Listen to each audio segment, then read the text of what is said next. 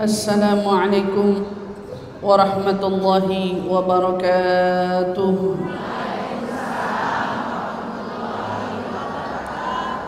Alhamdulillahi rabbil alamin wa bihi nasta'inu ala umuri dunya waddin. Wassalatu wassalam ala asyrafil anbiya'i wal mursalin sayyidina wa habibina wa syafi'ina wa qurrati a'yunina Muhammadin sallallahu alaihi wa ala alihi wa sahbihi wa sallam. Subhanaka la ilma lana illa ma 'allamtana innaka antal alimul hakim. Rabbi zidna ilma warzuqna fahman, amin ya rabbal alamin. Allahumma inna nas'aluka ilma ladunni wal mashrab safil hani ya wahhab ya ghani. Allahumma inna nas'aluka ilma ladunni wal mashrab safil hani ya wahhab ya ghani. Allahumma inna nas'aluka ilma ladunni wal mashrab safil hani ya wahhab ya ghani. Alhamdulillah thumma alhamdulillah. Limpahan syukur bersama kita panjatkan kehadirat Allah Subhanahu wa taala yang telah mengumpulkan kita bersama-sama pada pagi hari ini di dalam keadaan yang terbaik, yang tentunya tidaklah kita sampai di tempat ini melainkan semua adalah karena Allah yang mengizinkan kita untuk sampai di sini. Jarak tidak menjadi alasan seseorang untuk tidak bisa sampai, karena nyatanya banyak sekali kajian-kajian yang begitu berjarak, tetapi Allah buat orang-orang dari kejauhan bisa sampai. Itu semua menandakan tidaklah ada di antara kita yang bisa hadir di dalam satu majelis kebaikan kecuali itu karena taufik dan tuntunan dari Allah Subhanahu wa taala. Ya, mudah-mudahan taufik dan tuntunan ini senantiasa menyertai kita semua, dan mudah-mudahan kita semua yang hadir di sini Allah Subhanahu wa taala ampunkan dosa-dosanya, Allah tinggikan derajatnya, Allah berikan pahala yang berlipat ganda, dan mudah-mudahan semua masalah-masalahnya baik urusan dunia sampai urusan akhiratnya diberikan jalan kemudahan dari Allah Subhanahu wa taala. Insyaallah, amin amin ya rabbal alamin. Alhamdulillah tsumma alhamdulillah. Saya ucapkan al-mukarramah kepada yang saya hormati Ketua TPPKK Maringin Haja Latifah, dan juga koordinator dari Akhwat Bergerak Merangin Abun Linda Gusti. Mudah-mudahan insyaallah Allah senantiasa memanjangkan umurnya, menyehatkan badannya, mengajabah semua doa-doanya insyaallah, amin ya rabbal alamin. Dan juga tentu Ketua BKMT Merangin dan gabungan organisasi wanita Merangin. Juga di sini ada Ustazah Mezi yang datang jauh-jauh, masya Allah ya, dari Sumbar. Mudah-mudahan beserta dengan rombongan Allah Subhanahu wa taala panjangkan umur juga, Allah sehatkan badan, langkah-langkahnya dilipat gandakan Allah Subhanahu wa taala. Begitu juga untuk seluruh jajaran ketua majelis taklim, baik Masjid Raya Al Istiqamah dan juga sekabupaten Merangin. Insyaallah mudah-mudahan, dan juga para ketua pondok pesantren dan para santri yang hadir, mudah-mudahan insyaallah dan seluruh para jemaah kita semua tergolong dan dikelompokkan Allah menjadi hamba-hamba yang dicintainya insyaallah, amin amin ya rabbal alamin. Alhamdulillah, dalam hidup ini Allah telah katakan, tidaklah aku menciptakan manusia ataupun bangsa jin kecuali untuk ibadah kepadanya. Wa ma khalaqtul jinna wal insa illa liya'budun. Kata aku tidaklah menciptakan manusia ataupun bangsa jin sekalipun kecuali tujuan dibalik penciptaan itu adalah mereka untuk ibadah kepadaku, kata Allah. Di dalam ayat yang lain Allah mengingatkan kepada kita, di balik kita dituntut untuk ibadah, tentu kalau cuma diciptakan untuk ibadah, mungkin ibadah akan jadi mudah bagi kita. Karena Allah ciptakan kita untuk ibadah. Tetapi semua itu justru dijadikan adanya tengah-tengah, di balik adanya perintah taat, di sana juga adanya rintangan untuk taat. Tidak cuma-cuma Allah ciptakan kita untuk ibadah lalu kita dengan mudah ibadah, tidak. Tetapi di sana juga Allah berikan satu rintangannya. Mungkin bukan satu, bisa jadi banyak. Sebagaimana ini menjadi fitrah dan sunnahnya Allah.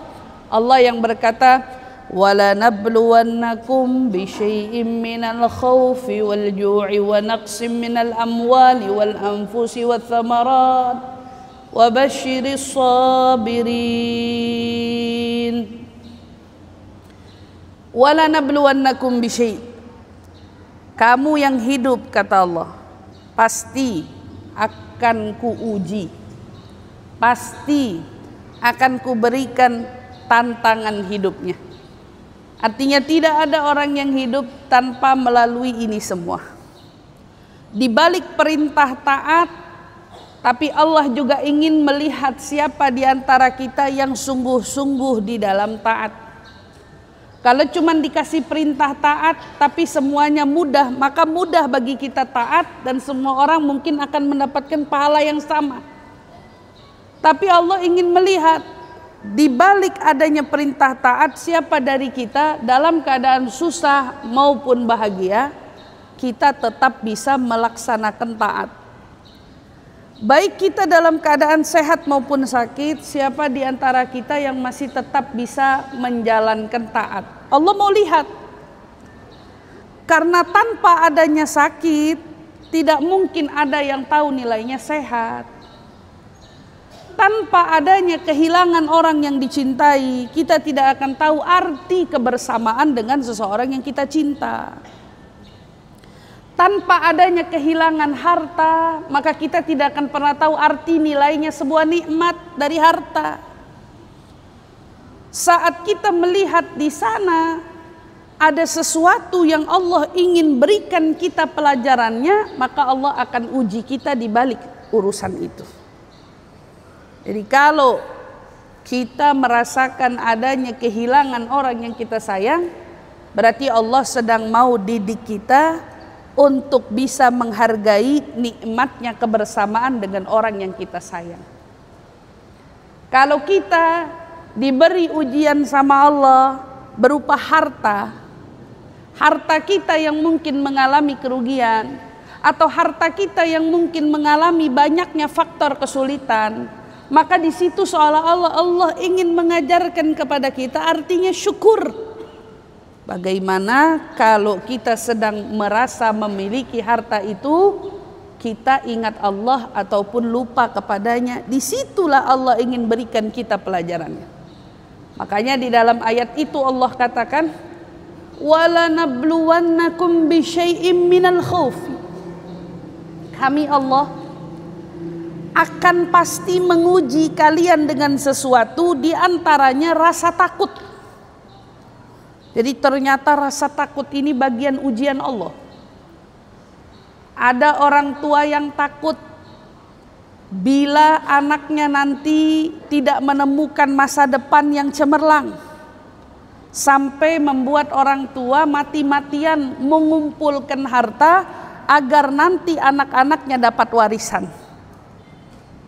Sibuk bekerja, sibuk uangnya disimpan. Kenapa? Kalau ditanya, ini nanti untuk anak saya kalau sudah dewasa, ini nanti untuk bekal anak saya kalau sudah menikah, ini nanti dan seterusnya. Pertanyaannya, kenapa ada perasaan takut itu di hati kita? Ternyata rasa takut itu ada bukan tanpa sebab, tetapi justru rasa takut itu karena Allah ingin uji kita. Siapa di antara kita yang betul-betul menautkan keyakinannya kepada Allah bahwa kesejahteraan anak-anakmu ataupun kesejahteraan masa depanmu itu semua sudah diatur oleh Dia yang Maha menentukan segala-galanya. Barangkali kalau kita hari ini mengkhawatirkan tentang apa yang terjadi pada hari esok, mungkin semua dari kita hari ini akan menjadi gila. Karena ternyata hari esok itu adalah sesuatu misteri yang satu pun dari kita tak ada yang mengetahuinya. Makanya Allah katakan, untuk menanggulangi rasa takut itu kau perlu percaya padaku. Mana mungkin ada seorang Tuhan, mana mungkin ada Tuhan yang akan mengabaikan seorang hambanya. Kalau kita yakin Allah itu mencintai hambanya, maka tentu kita yakin Dia tidak akan pernah mengabaikan hamba-hambanya. Mau tanya, ibu-ibu sayang sama anak, ibu-ibu sayang sama suami, ibu-ibu sayang sama teman-teman, betul apa tidak? Sanggupkah kita mengabaikan mereka, orang-orang yang kita sayangi? Kita nggak sanggup. Kalau kita seorang manusia saja tidak pernah sanggup mengabaikan anak yang kita cinta, suami, pasangan yang kita cinta, atau mungkin teman-teman yang kita cinta, lalu bagaimana kiranya dengan Allah yang punya nama Sang Maha Pengasih dan Maha Penyayang? Bila semut yang melata, semua binatang yang bernyawa memiliki catatan rezeki yang pasti Dia bagikan untuk mereka, lalu bagaimana keadaannya dengan kita manusia yang di sana pun juga tercatat sebagai hambanya? Apa mungkin Allah akan sia-siakan kita? Gak mungkin. Maka dibalik kekhawatiran kita akan sesuatu di masa mendatang, ketakutan-ketakutan kita bila mungkin kita sedang diuji dengan berbagai macam ujian, maka ternyata ketakutan-ketakutan itu sendiri adalah ujian. Karena Allah ingin melihat siapa dari kamu yang saat datang rasa takut, dia bergantung kepadaku bukan kepada manusia. Ada orang takut, Bu, sakit padahal belum sakit. Saya kenal orang ada di sana, tidak tidur malam berhari-hari karena sakit pinggang. Ada keluhan yang dia rasa, tidak bisa tidur, hati gelisah karena membuat dia berpikir kalau dia terkena penyakit yang tidak biasa-biasa saja. Dia pikir kalau sakitnya ini adalah sakit yang parah.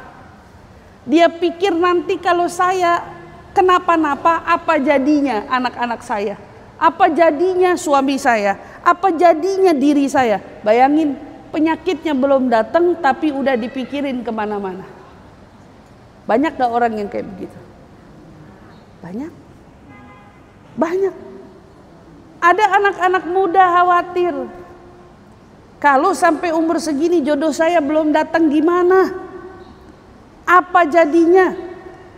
Orang tua mikirin kalau anaknya sudah di umur tertentu, jodohnya belum juga datang, apa kata orang? Siapa yang nanti mau melamar dia? Subhanallah, ini ketakutan-ketakutan yang seperti ini sering kali datang menghampiri kita.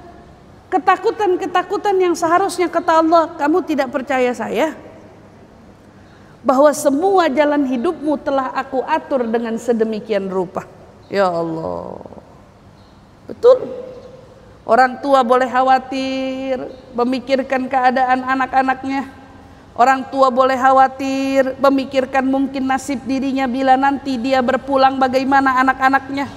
Namun semua itu ingat baik-baik adalah bentuk ujian Allah yang Allah ingin lihat siapa dari kita yang masih menautkan keyakinannya dengan ketetapannya. Siapa yang yakin sama garis ketetapan Allah yang pasti paling indah bagi kita, itu yang Allah pengen lihat dari kita. Maka ibu-ibu yang dirahmati Allah, orang kalau hidupnya ada rasa terima, pasti jauh dari kecewa. Orang kalau hidupnya ada rasa terima, pasti paling sedikit menumpahkan air mata. Ternyata kunci di balik hidup kita yang ingin sejahtera ada pada bagaimana hati kita menerima segala ketetapannya. Itulah kenapa Nabi Shallallahu Alaihi Wasallam bersabda, la yukthuru hammuk maguddir yakun. Jangan kau banyak sedih, banyak berduka, banyak menyulitkan hatimu sendiri, karena apa yang sudah Allah tetapkan untuk kita itu pasti akan terjadi. Diingetin, untuk apa kau sedih? Untuk apa kau merana? Untuk apa kau kecewa? Kata Allah, la yakthur hammuk. Kata Nabi bilang, jangan banyak-banyak bersedih, karena apa yang Allah tetapkan untuk kita pasti terjadi. Maka satu ujian pertama adalah rasa takut. Lalu ujian selanjutnya apa? Wala nabluwannakum bi syai'in minal khaufi wal ju'. Ternyata takut lapar, merasa perut ini perlu diisi, perut ini harus punya bekalnya. Ternyata itu juga bagian daripada Allah ingin mengingatkan kepada kita, kalau urusan perut jangan pernah khawatir. Karena orang yang takut kelaparan sama dengan orang yang sedang diuji sama Allah. Ada sebuah kisah, Bu, zamannya Nabi Sulaiman. Nabi Sulaiman bertanya kepada seekor semut yang Nabi Sulaiman temukan saat itu. Karena kita tahu mukjizatnya Nabi Sulaiman itu bisa ngajak ngomong binatang. Ya, ngajak ngomong binatang. Ketemu semut, Nabi Sulaiman tanya, "Hai semut, 1 tahun Allah itu bagi kamu jatah makan itu berapa banyak?" Maka dijawab oleh semut, jatahku selama setahun itu cuman 1 butir, kalau kita bilang anggaplah 1 butir kacang. Itu selama setahun, kata semut. Allah sudah pasti kasih saya sebutir kacang. Subhanallah. Nabi Sulaiman ingin menguji, betul nggak kalau Allah itu ngasih makan semut setahun itu hanya dengan sebutir kacang gitu ya. Maka semutnya diambil, ditaruh di dalam toples, diberi kacang 1, ditutup. Dia bilang, saya mau buka lagi semut ini setahun mendatang, mau lihat gimana semutnya, gimana kacangnya. Subhanallah, setelah dia buka setahun mendatang, semutnya masih hidup, kacangnya cuma separuh dimakan. Setahun nih. Nabi Sulaiman tanya, "Hai semut, bukankah kamu bilang Allah memberimu jatah 1 butir kacang setahun? Lalu kenapa ini baru separuh?" Jawaban semut, lihat, "Aku takut kau terlupa, wahai Sulaiman. Saya takut kau lupa membuka toples kembali, makanya aku makannya jadi irit-irit." Makannya jadi irit-irit. Sampai cuman makannya berapa? Separuh. Padahal itu jatah dia. Tapi jatahnya nggak diambil karena kepikiran nanti tahun depan makan apa. Ini semut loh. Gimana manusia? Nabi Sulaiman ketawa. Kok kamu takut sementara sebelum-sebelumnya tidak? Apa jawaban semut? Kalau jaminan Allah aku nggak pernah takut. Masalahnya ini kamu yang kurung aku. Kamu tuh cuman manusia. Kalau Allah udah pasti bisa dan di mana saja dia akan mengantarkan rezekinya untukku. Masalahnya yang ngurung saya itu kamu manusia. Kita belajar dari hikmah kisah ini, Bu. Berapa banyak kita menjadi seorang manusia, menautkan, mengandalkan, menyandarkan dirinya kepada manusia lagi. Dengan anggapan manusia mampu memberinya makan. Padahal kalau kita tautkan diri kita, sandarkan diri kita seutuhnya sama Allah, maka dapat dipastikan ibu-ibu yang dirahmati Allah, Allah jauh lebih tidak mungkin menelantarkan kita. Manusia bisa lupa memberi gajinya, manusia bisa lupa mengantarkan amanatnya, tapi Allah tidak pernah lupa. Manusia terbatas dalam mengantarkan paketnya, tapi Allah tidak pernah terbatas di dalam mengantarkan takdirnya. Masya Allah, nggak pernah. Maka dari sini diingetin, ya Allah, ternyata ngurusin isi perut, yang punya kekhawatiran terkait masalah perutnya, itu juga bagian daripada ujian Allah ingin melihat siapa dari kita yang mau tetap terus yakin kepadanya bahwa Dia pasti akan memberi kita makan. Ada satu syair seorang Imamul Haddad.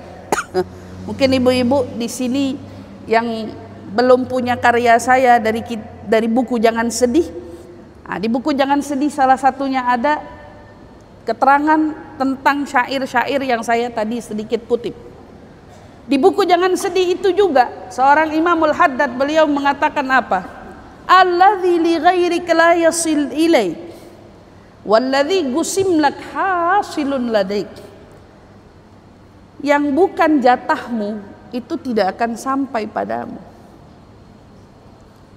tapi yang sudah menjadi jatahmu itu pasti akan sampai kepadamu. Kurang lebih gini analoginya ya. Kita mungkin tidak tahu alamat rezeki kita, tetapi satu yang pasti, rezeki kita tahu alamat kita. Kira-kira analoginya gitu. Kita nggak tahu di mana mau cari rezeki. Mungkin kita terbatas untuk menjemput rezeki. Tapi ada satu yang perlu kau camkan, rezeki selalu akan tahu di mana dia harus sampai kepadamu. Kamu mungkin tidak tahu alamat rezekimu, tapi rezekimu pasti tahu alamatmu. Masya Allah. Artinya apa? Orang paling nikmat itu menautkan keyakinan sepenuhnya hanya kepada Allah. Wa naqsim minal amwal. Kita pasti juga akan diuji sama Allah berupa apa? Kerugian.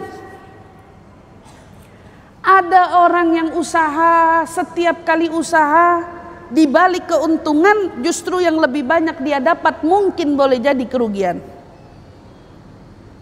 Kita berusaha mati-matian untuk mendapatkan banyak pendapatan, tetapi di balik pendapatan justru kita mendapatkan rintangan dan kesulitan. Wa naqsi minal amwal.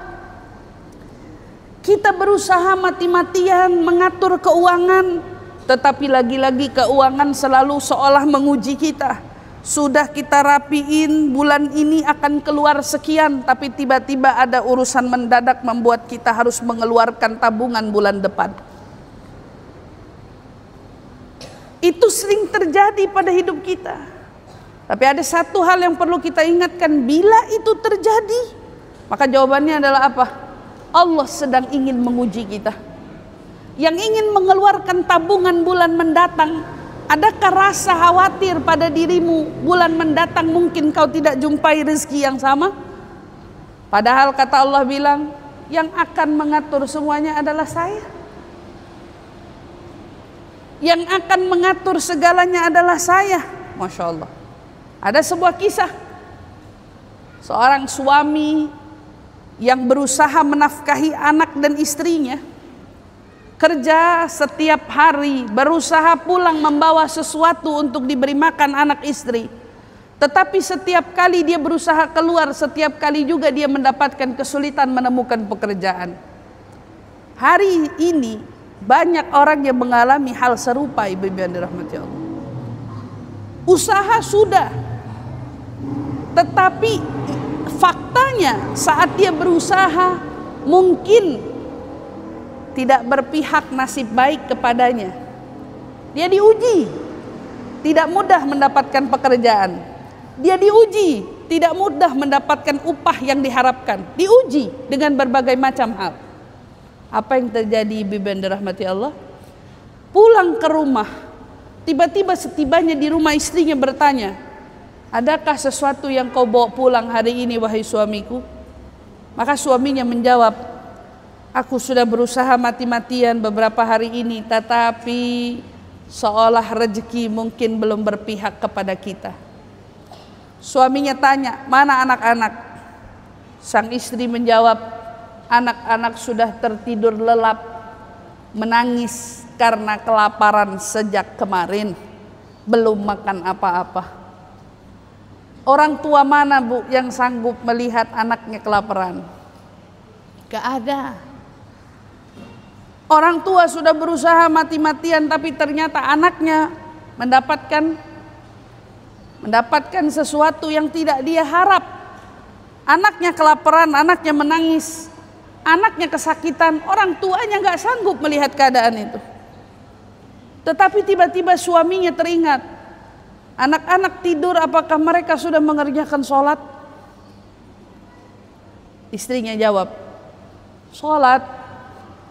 Jangan kau bangunkan dia. Baru aja ketiduran dari tadi, nangis merengek karena kelaparan. Jangan kau kutik, jangan kau usil, jangan kau bangunkan dia. Istrinya bilang. Suaminya jawab apa? Allah menjamin rezeki, tapi Allah tidak menjaminkan pahala. Itu ingat baik-baik. Allah menjamin rezeki, tapi pahala Allah tidak menjaminnya.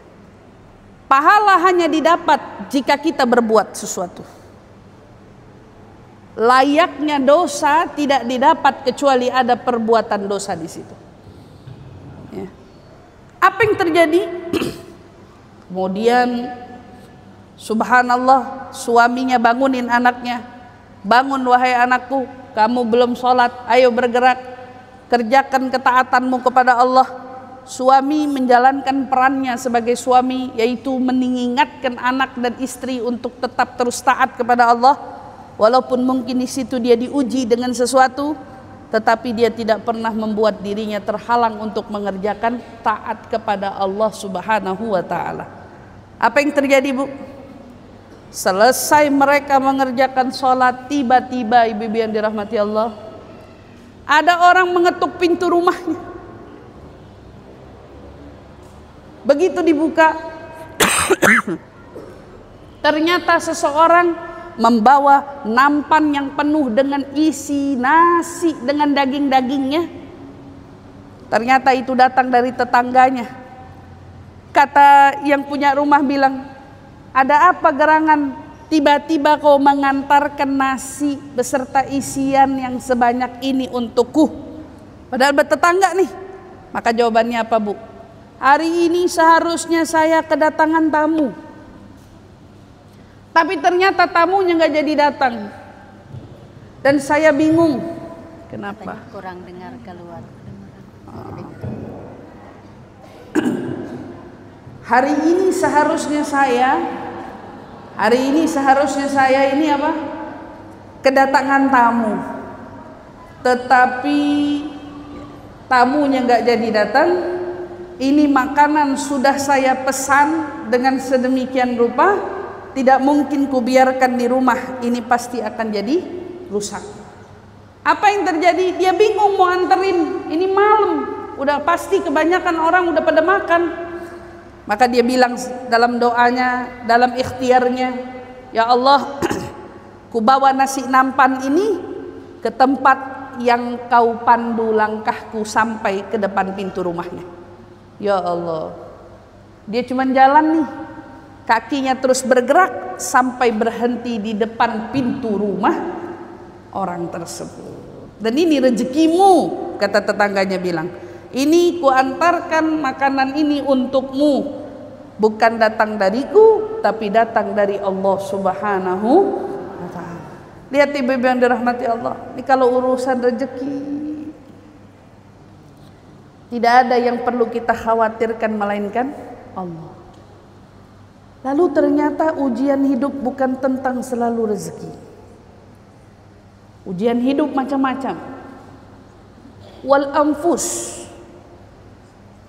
Terkadang ujian juga datang dari sesama jiwa, artinya sesama manusia. Di sana ada orang yang diuji tentang orang yang dicintai hilang. Pasangan yang lebih dulu berpulang atau mungkin pasangan yang berpaling. Nah, di sini ada yang berpulang, ada yang berpaling. Ya. Kalau pasangan yang berpulang, maka beratnya itu adalah terkait perpisahan karena kerinduan. Tetapi kalau soal berpaling, maka ini yang membuat berat adalah karena dasarnya kekecewaan. Ini dua hal yang berbeda. Kalau pasangan berpulang, maka rasa sakitnya adalah sakit karena kerinduan. Tapi kalau sebabnya keberpalingan, maka rasa sakitnya itu karena kekecewaan. Ini dua hal berbeda ya. Yang satu berpulang, kalau berpulang urusannya selesai, nangisnya karena rindu. Tapi begitu ujiannya berpaling, nah ini, jiwa yang kita cintai berpaling, maka di sini soal masalahnya terletak pada kekecewaan. Dan ternyata ibu-ibu yang dirahmati Allah, kenapa rasa ini Allah hadirkan? Bila memang rasa cinta datangnya dari Allah, maka rasanya sulit berpisah juga datangnya dari Allah. Bila rasa cinta datang dari Allah, maka kekecewaan pun datang dari Allah. Tapi ada apa gerangan di balik rasa cinta dan rasa kecewa? Kalau masalah berpulang urusan selesai, walaupun sakit rasanya. Tapi kalau urusan berpaling, jarang dari kita yang siap menerima dengan penuh kerelaan. Karena kita merasakan bahwa dia adalah milik kita. Di sini kita lupa satu hal.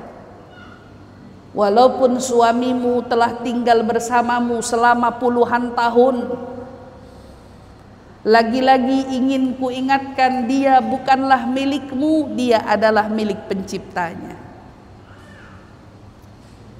Walaupun kau tinggal dengannya puluhan tahun, berbagi rasa, berbagi makan, bahkan mungkin berbagi tidur, tapi ingin diingatkan, hatinya bukan pada genggamanmu, melainkan hatinya digenggam oleh yang menciptakan hatinya. Kita manusia gak bisa genggam hati siapa saja, karena bahkan hati kita sendiri pun bukan pada genggaman kita. Hati kita berada pada genggaman Sang Maha Pencipta. Allah Subhanahu wa ta'ala menciptakan kita, dia juga yang mengatur hati kita.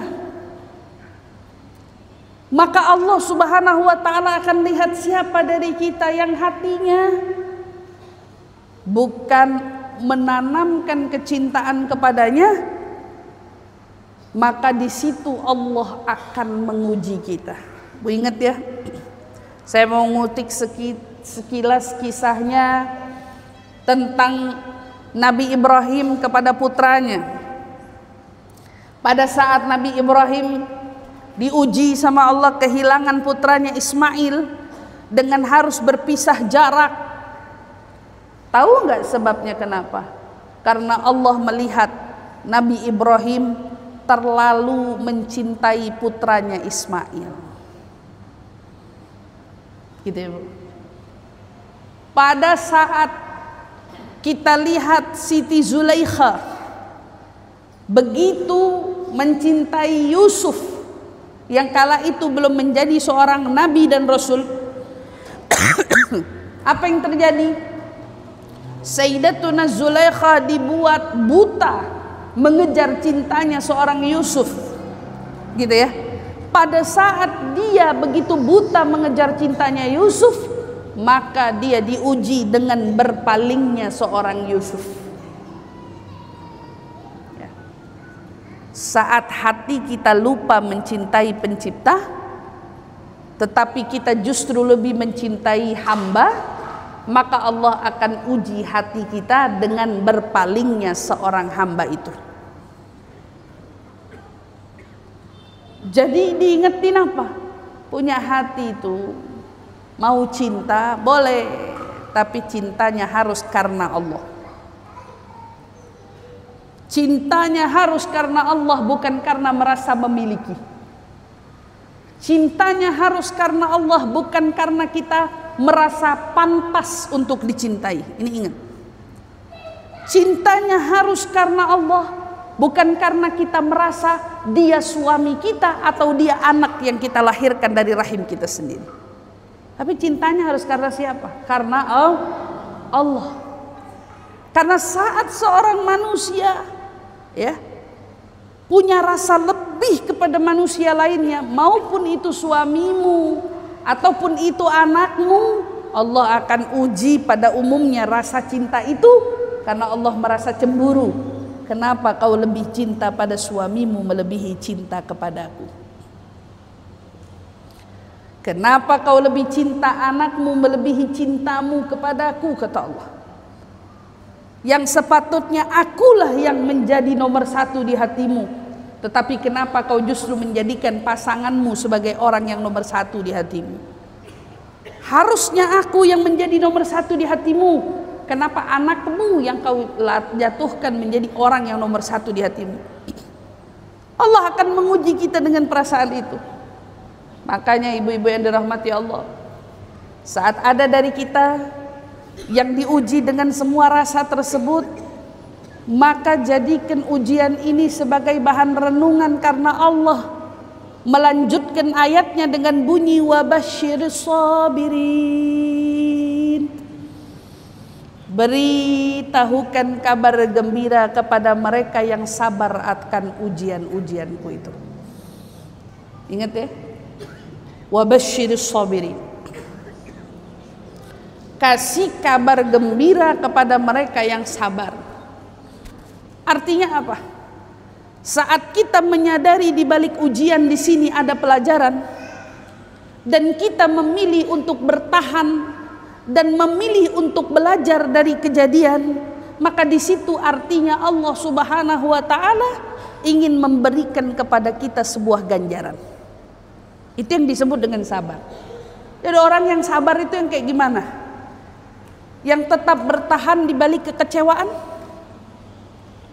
Atau orang yang tetap bertahan dengan penuh keluhan? Bukan. Karena jika kamu bertanya tentang sabar, maka sudah pasti orang sabar tidak ada keluhan. Kalau kamu bicara tentang sabar, orang sabar tidak ada lagi rasa kekecewaan. Lalu orang sabar itu orang yang mana? Maka orang yang sabar itu sama dengan orang yang ridho. Orang yang sabar itu sama dengan orang yang menerima. Karena seseorang jika sudah menjadi orang yang ridho, maka di sini jawabannya berarti Allah telah ridho. Tetapi selagi hati kita belum pernah ada rasa ridho, tidak ada rasa terima, maka sama dengan Allah juga tidak ridho. Allah juga tidak terima. Berarti diingetinnya apa? Ada seorang bertanya kepada seorang gurunya, "Ya Syekh, apa tandanya Allah ridho sama kita?" Maka jawaban gurunya, tanda Allah ridho kepadamu adalah dengan ridhomu pada ketetapan Allah kepadamu.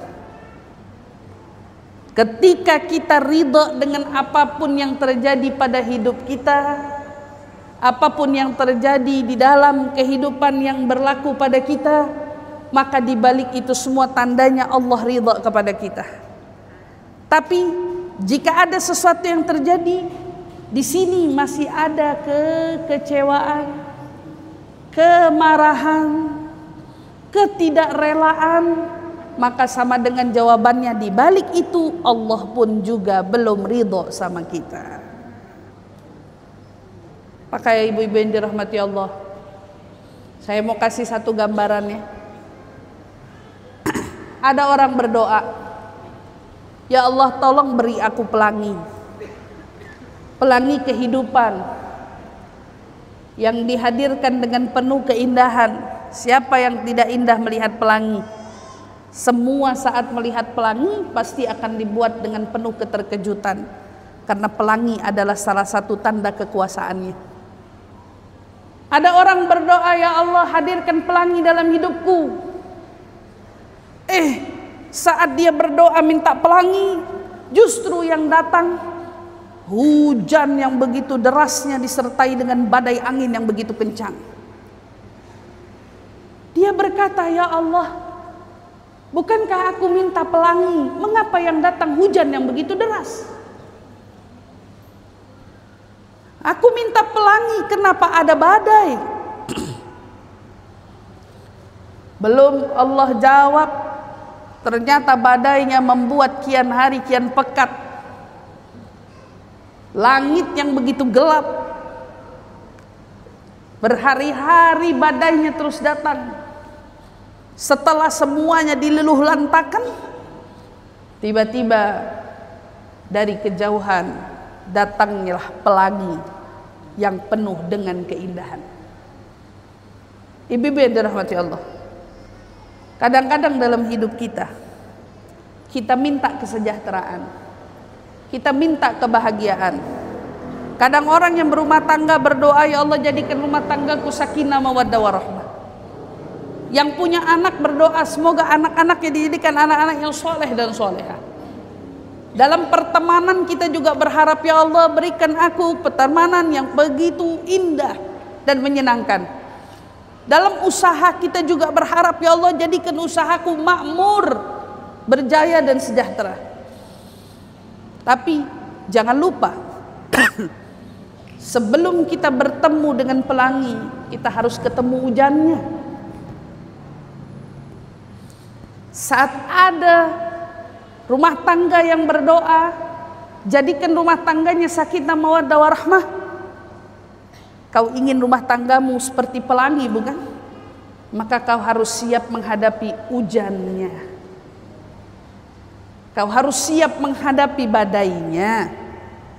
Saat kau berharap anak-anakmu mungkin menjadi anak-anak yang soleh dan solehah, maka kau juga harus siap barangkali di balik adanya proses anakmu menjadi anak yang soleh dan solehah, di situ ada badai hujan yang harus kau lalui bersama. Saat kita mengharap, ya Allah berikan aku kesejahteraan, usaha yang makmur, lancar, semuanya berjalan dengan sesuai harapan, iya. Tapi saat kita berharap pelangi-pelangi indah itu datang, jangan lupa Allah ingin ijabah doamu. Tetapi pelangi tidak bisa datang begitu saja, dia harus ada hujannya terlebih dahulu. Maka ujian yang datang dalam hidup kita adalah proses Allah ingin mengantarkan kita pada doa kita yang ingin diijabah olehnya. Allah ingin bawa kita, kamu minta pelangi bukan? Tapi pelangi untuk kau dapat, kau harus bertemu dengan hujannya. Kau harus bertemu dengan badainya. Ujianmu adalah badai hidupmu, tetapi semua itu justru ingin membawamu pada pelangimu. Maka ibu-ibu yang dirahmati Allah, ingat betul-betul, wabasyiris sabirin. Allah akan beri kabar gembira bagi mereka yang hatinya dipenuhi dengan kesabaran. Sabar artinya ridha, ridha artinya terima. Maka dari itu saat kita ingin menjadi orang-orang yang lepas dari beban, lepas dari rasa tertekan oleh ujian, ingin lepas dari rasa kekecewaan dari berbagai macam tekanan-tekanan ujian kehidupan, maka PR-nya bukan minta lepaskan aku dari ujian ya Allah. Karena setiap dari kita yang hidup pasti diuji. Siapa kita, bahkan selevel Nabi pun juga diuji. Maka saat kita yang berdoa, ya Allah aku ingin hidup tanpa ujian, artinya sama dengan kita sedang berdoa, ya Allah jangan pernah naikkan aku kelas, karena aku hanya ingin tetap terus berada di kelas 1 saja. Karena nggak mungkin ada orang bisa naik ke kelas 2 tanpa ujiannya. Dan tidak mungkin ada orang bisa naik ke kelas 3 tanpa ujiannya. Tetapi saat kita tahu, ya Allah, aku ingin naik kelas, bersiaplah bertemu dengan ujiannya. Sekelas Nabi yang begitu dicintai pun harus diuji. Begitu juga kita sebagai seorang hamba yang ingin merasa dicintai oleh Allah, maka rasa cinta Allah adalah terletak pada bagaimana Dia menguji kita. Allah pasti menguji kita, tapi bukan karena Dia tidak menyayangi, tetapi justru karena Dia terlalu mencintai kita. Allah pasti akan mendidik kita karena Dia bertanggung jawab untuk kesejahteraan dan kemaslahatan kita. Maka ibu-ibu yang dirahmati Allah, ujian hidup pasti datang. Sekarang tinggal belajar bagaimana menjadi orang yang ridho, bagaimana menjadi orang yang terima, alias bagaimana menjadi orang yang sabar. Maka kalau bicara tentang sabar itu adalah pelajaran seumur hidup. Tetapi kalau bicara tentang ridho adalah suatu keputusan yang dipilih oleh hati, diiringi dengan adanya pikiran yang menyertai. Siapa dari kita yang mau belajar ridho pasti bisa ridho. Siapa dari kita yang mau belajar nerima pasti bisa terima. Pasti bisa terima. Tapi gimana caranya, Ustazah? Maka seorang Al-Imam Ja'far As-Shadiq rahimahullahu ta'ala, beliau pernah berkata dalam salah satu nasihatnya, Allah subhanahu wa ta'ala menyembunyikan 3 perkara pada 3 perkara. Allah menyembunyikan 3 perkara pada 3 perkara. Apa yang Allah sembunyikan? Pertama, Allah menyembunyikan ridhonya pada ketetapan taatnya kepadanya. Allah menyembunyikan ridhonya pada ketaatan kita kepadanya. Ridhonya Allah ada pada taat, tapi taat yang mana? Ada nggak yang tahu? Taat yang mana? Sholatkah? Puasakah? Sedekahkah? Enggak. Ridhonya disembunyikan ada pada taat, tapi Allah sembunyikan taat yang mana tidak diberitahu olehnya. Itu mengajarkan kita apa? Jangan pernah meremehkan ketaatan walau sekecil apapun. Karena boleh jadi di setiap ketaatan yang kita berbuat, di balik itu ada keridhaan yang Allah berikan pada kita. Jadi sekarang untuk menjadi orang yang belajar ridho, tingkatkan taatnya. Saat kita diuji, jangan lari dari ibadah, tetapi justru dekatkan diri kita kepada ibadah kepadanya. Kalau kita mau cari ridho, maka poinnya adalah bagaimana caranya ridho pada ketetapannya. Maka sholat kita, puasa kita, sedekah kita, mengaji kita, jangan ada satupun dari ketaatan yang kita remehkan. Karena bisa jadi di balik ketaatan walau kecil, di situ ada keridhoannya. Sama halnya yang kedua, Allah sembunyikan murkanya pada setiap kemaksiatan kita kepadanya. Di mana murka Allah? Allah sembunyikan murkanya pada maksiat yang kita perbuat untuknya. Tiap kali kita melakukan kemaksiatan, di sana mungkin saja akan ada murkanya Allah. Maka diingatkan, jangan sekali-sekali meremehkan kemaksiatan. Karena di balik kemaksiatan boleh jadi di situ ada murkanya Allah. Artinya, saat kita hari ini menyadari bahwa Allah mungkin murka sama kita, di balik setiap maksiat, maka jauhkan diri kita sebisa mungkin dari kemaksiatan, walau itu kita anggap kecil. Contoh ibu-ibu ya, ghibah, namimah, cerita tentang orang itu bagi kita mungkin biasa, tapi bagi Allah belum tentu biasa. menjawab ucapan suami. Mungkin bagi kita seorang istri itu biasa, karena bagi kita namanya juga suami saya, kan gitu. Ini kan suami saya bebas melakukan apa saja sama dia. Hati-hati, walaupun dia memang suamimu, tetapi di balik itu ada perintah untuk kau taat padanya. Maka saat kau menentang dia, boleh jadi di situ ada murkanya. Saat seorang anak diperintahkan oleh orang tuanya, tetapi memilih ngeyel, memilih menolak, memilih abai, mungkin anaknya beranggapan, paling ibuku marah sebentar, habis itu juga nanti baik-baik aja. Ingat baik-baik, yang kau anggap mungkin sederhana belum tentu sederhana bagi Allah. Karena ternyata Allah sembunyikan murkanya di balik kemaksiatan kita kepadanya. Maka jangan pernah meremehkan sedikit pun kemaksiatan kita kepadanya. Jangan pernah kita remehkan. Baru kemudian Allah Subhanahu wa ta'ala sembunyikan ijabah di balik doa.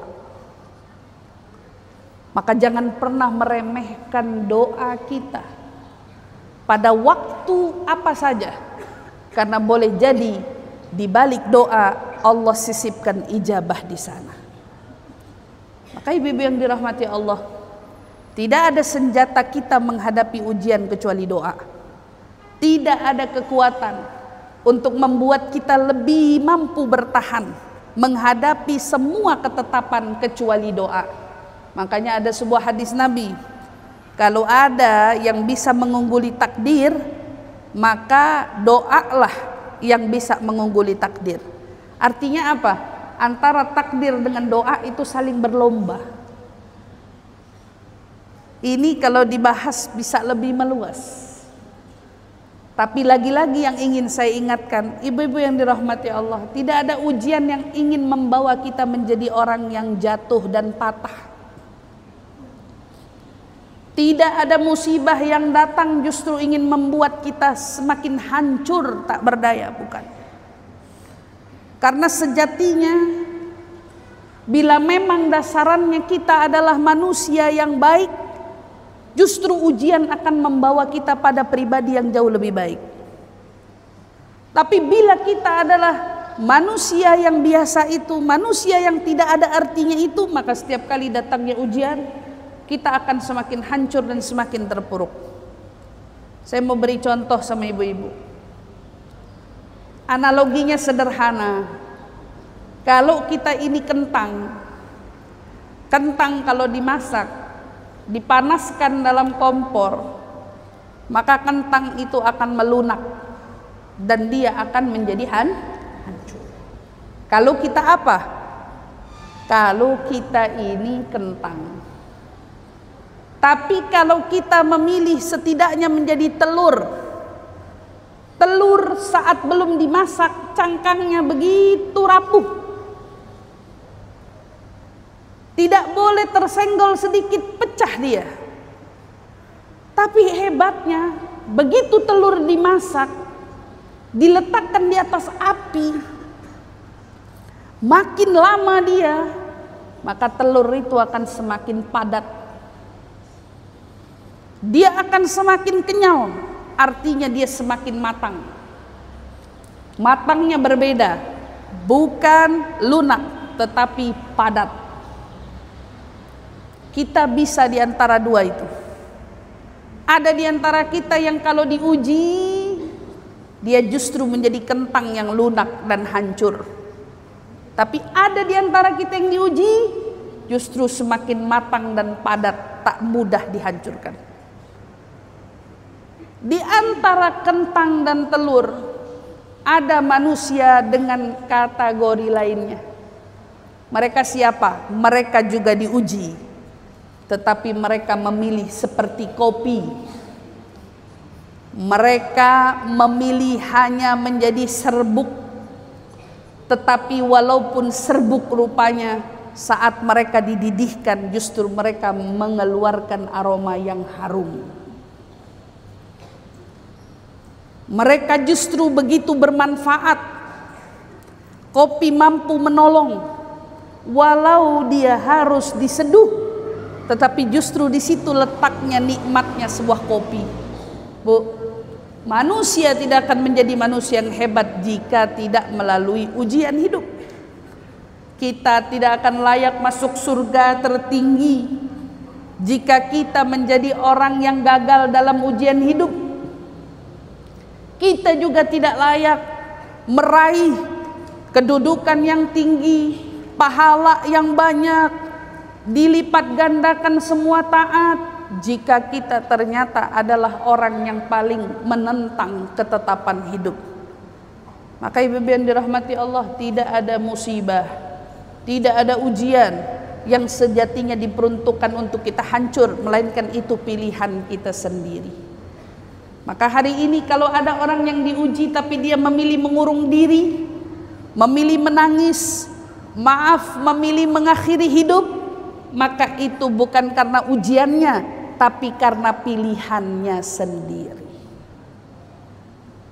Tetapi jika hari ini ada orang diuji, dia milih menjadi tangguh, dia milih menjadi pribadi yang lebih kuat, dia milih menjadi pribadi yang lebih dekat kepada Allah, memilih menjadi pribadi yang lebih taat, itu sama dengan pilihannya sendiri. Berarti dia memilih menjadi telur yang kuat. Semakin matang, semakin dia kuat. Dan mungkin bisa dia pun memilih menjadi kopi. Makin dihina, makin dicaci, makin tidak dihargai, tidak dianggap, tetapi justru namanya kian harum, semerbak, mewangi, dan justru semakin enak dinikmati. Ya Allah, itu adalah pilihan kita sendiri. Maka ingat baik-baik, jatuhnya kita dalam ujian, rapuhnya kita dalam ujian, patahnya kita dalam ujian, itu bukan karena ujiannya, melainkan karena pilihan kita sendiri. Bangkitnya kita, kuatnya kita, bukan karena kecil atau besarnya ujian, tetapi itu semua juga karena pilihan kita sendiri. Mengapa demikian? Allah lah sendiri yang sudah memperingatkan kita. Allah tidak akan menguji seorang hamba kecuali pada batas kemampuan hamba itu sendiri. Yang mana artinya jika kita diuji oleh suatu masalah, maka artinya kita mampu melalui ujian itu sendiri. Kalau kita mampu, berarti kita kuat. Kalau ada ujian yang kita hadapi, kita memilih merasa menyerah, memilih untuk merasa tidak mampu dan tidak kuat, itu sama dengan apa, Ibu? Sama dengan kita sendiri yang memutuskan untuk menjadi manusia lemah.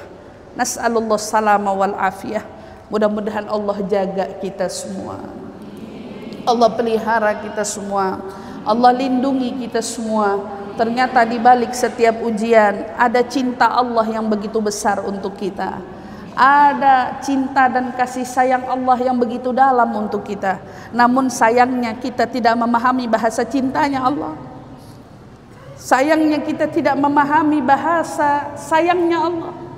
Andai di antara kita yang betul-betul faham akan bahasa cintanya, dapat saya pastikan di sini, hari ini setiap kali kita diuji, justru bukan air mata yang tumpah, melainkan senyum bahagia yang datang membawa kita bersyukur pada ujian yang menyertai hidup kita. Kalau kita betul-betul faham bahasa cinta Allah, maka hari ini yang mendapatkan ujian dari hidup, dia justru akan berkata, terima kasih ya Allah, karena ujianmu ini mengajarkanku sesuatu. Ujianmu ini mendekatkan diriku padamu. Ujianmu ini membawa aku semakin taat padamu. Ibu coba bayangkan, ada di antara kita yang diuji oleh sesuatu. Air mata tumpah, tubuh lunglai, tak berdaya. Tetapi di momen-momen paling sulit itu, justru Allah membawa kita untuk duduk di atas sejadah. Di saat momen-momen sulit itu, Allah menuntun kita untuk mengenakan mukena kita lalu bermunajat padanya. Di tengah munajat kita, pernahkah kita terbayang indah betul skenariomu wahai Allah?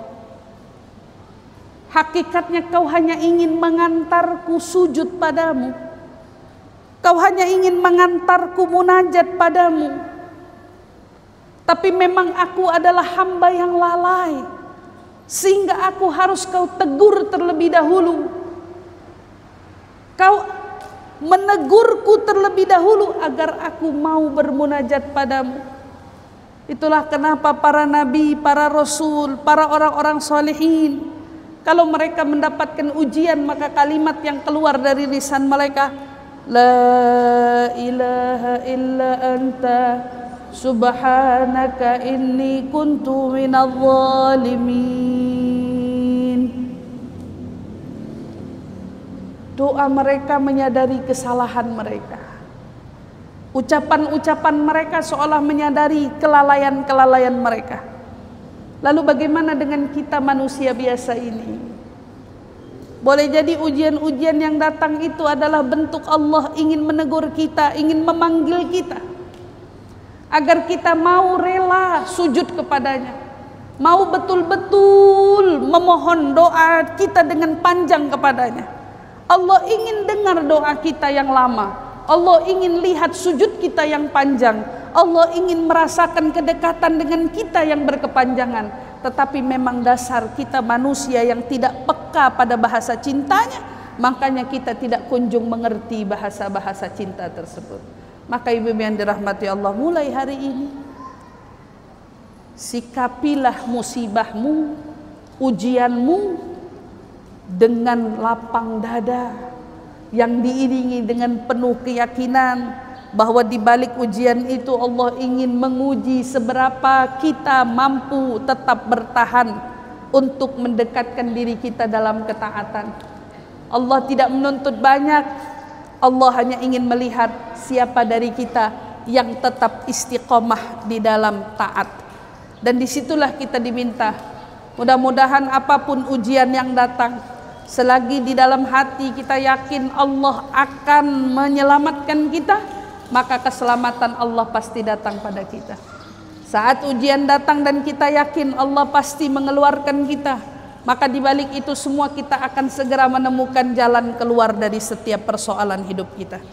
Begitu juga saat kita khawatir pada masa-masa yang belum kita lalui, masa-masa yang belum kita hadapi.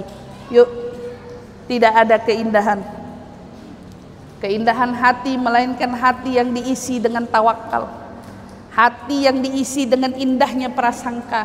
Maka yuk kita baikkan prasangka kita kepada Allah, yakinkan diri kita bahwa semua ketetapannya adalah yang terbaik bagi kita, yang insya Allah mudah-mudahan setelah hari ini tidak ada seorang pun dari kita yang patah, tidak ada seorang pun dari kita yang rapuh, tidak ada seorang pun dari kita yang hancur, melainkan insya Allah mulai hari ini kita menjadi pribadi yang kuat, pribadi yang tabah, pribadi yang rela, pribadi yang ikhlas, pribadi yang ridha di dalam menghadapi setiap tantangan dan rintangan ujian kehidupan. Allahumma ya Allah, Engkau yang maha tahu segala apa yang tersembunyi di balik isi hatiku. Engkau yang maha tahu seberapa berat ujian yang selama ini aku lalui dalam hidupku. Engkau ya Allah yang maha tahu seberapa sanggupkah diri ini di dalam menghadapi ujian yang Kau berikan kepadaku. Engkau yang maha tahu ya Allah, apakah diriku layak menjadi orang yang Kau tinggikan derajatnya ataupun tidak ya Allah. Engkau yang maha tahu semua yang membuat sesak dadaku ya Allah. Engkau yang maha tahu semua yang membuat mumet kepalaku ya Allah. Engkau yang maha tahu apa yang membuat sakit hatiku ya Allah. Engkau juga ya Allah yang maha tahu apa yang membuat kecewa hatiku ya Allah. Ya Allah, bila rasa kecewa ini adalah teguran-Mu, maka ilhamkan, anugerahkan kepadaku keredaan dari semua kejadian yang Kau tetapkan padaku ya Allah. Allahumma ya Allah, bila ujianku adalah sebab agar Engkau ingin memasukkanku surga yang tertinggi, maka ya Allah buatlah mata ini begitu sigap melihat keindahan dari semua rangkaian ketetapan yang indah yang Kau tetapkan dalam hidupku. Ya Allah, Engkau yang Maha tahu apa yang terjadi dari semua kehidupan yang kulalui selama ini. Di sana ada taatku, di sana ada maksiatku. Engkau yang Maha tahu ya Allah, mana taatku yang tulus, mana maksiatku yang buruk. Engkau yang Maha tahu ya Allah, mana hatiku yang betul-betul tulus, mana hatiku yang betul-betul juga dipenuhi dengan kebusukan dan kedosa-dosa dari maksiat hati.